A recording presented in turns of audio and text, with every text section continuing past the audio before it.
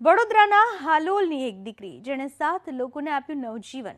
ધોરણ 12માં અભ્યાસ કરતી કિશોરીએ પરીક્ષાની સતત ચિંતામાં ઝેરી દવા પી લીધી અને મોતને ભેટી। વહાલસોએ દીકરી તો ચાલી ગઈ, પણ પરિવારે દીકરીને જીવંત રાખવાનો નિશ્ચય કર્યો અને ઓર્ગન ડોનેટનો નિર્ણય કર્યો, જેમાં કિશોરીનું હાર્ટ દિલ્હી એમ્સ, ફેફસાને મુંબઈ ફોર્ટિસ હોસ્પિટલ, કિડની સિવિલમાં અને આંખો અમદાવાદની કેડી હોસ્પિટલમાં ડોનેટ કરાયા, જ્યાં દર્દીઓમાં તેના ઇમ્પ્લાન્ટ કરાશે। મારી દીકરી તો મારી પાસે નથી રહી, મારે ઘરે તો અંધારું થઈ ગયું, પણ મારી દીકરીના થ્રુ એના જે પાર્ટ ડોનેટ કરું છું એનાથી બીજા કોઈના ઘરે અજવાળું થાય અને અમારા ઘરમાં જેવા અમે દુઃખી છીએ એવા બીજાના ઘરે એમના ફેમિલીવાળા સુખી થાય અને કોઈને જીવન મળે, એના કારણોસર મેં આ નિર્ણય લીધો છે।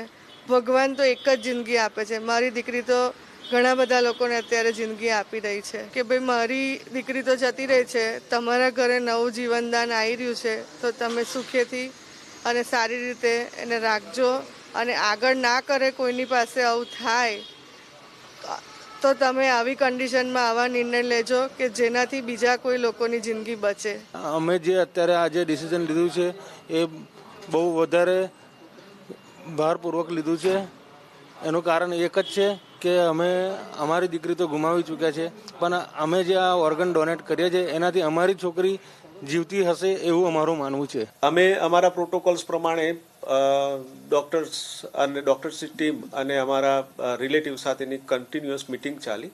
એમાં એવું નક્કી કરવામાં આવ્યું કે રિલેટિવ્સની ઈચ્છા એવી હતી કે અમને ઓર્ગન ડોનેશન કરવા છે। નંદની પેશન્ટનું ઓફિશિયલી ડિક્લેર કરવામાં આવ્યું કે બ્રેન ડેડ થઈ ગયું છે, પછી આ પ્રક્રિયા હાથ ધરવામાં આવી।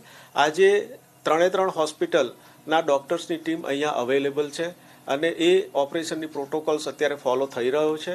વિધિન શોર્ટ ટાઈમ્સ એ પ્રોટોકોલ પૂરો થશે એટલે એમના ઓર્ગન સેફલી અમે ટ્રાન્સપોર્ટ કરી એમની જગ્યાએ પહોંચાડીશું અને જે પેશન્ટને જરૂરિયાત છે એ લોકોને આ ઓર્ગન્સ આપવામાં આવશે। અત્યારે અમે એક તો પેશન્ટમાં લંગ છે, લીવર છે, હાર્ટ છે અને આઈસ છે, આ રૂટીનમાં અમે ડોનેટ કરવાના છીએ પેશન્ટ।